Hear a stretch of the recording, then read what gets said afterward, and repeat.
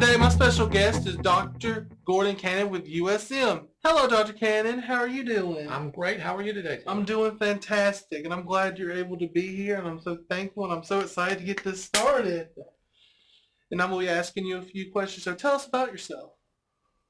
I am a longtime faculty member of USM. I came in August of 1986.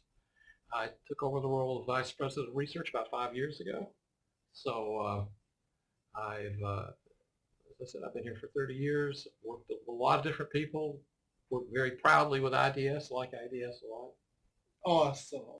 What is the best part of your job as Vice President for Research? You know, I think it's working with students and faculty who are out doing all sorts of wonderful scholarly activities and research projects, and I get to be a little bit a part of it and see it all.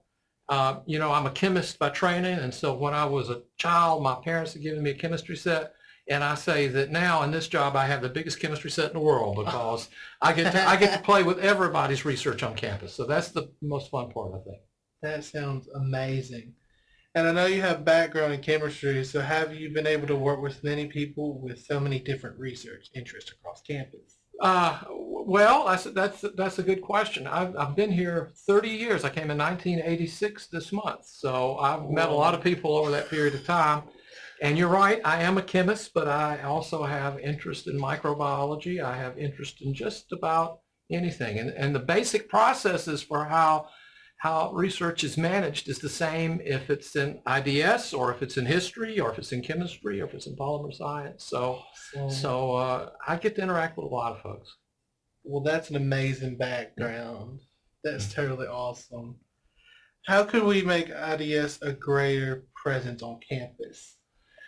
You know, I think you do a pretty good job as it is, but I think the more you interact with faculty and students, I know you do a good bit with students, but faculty in particular, because faculty stay here from year to year to year, you know.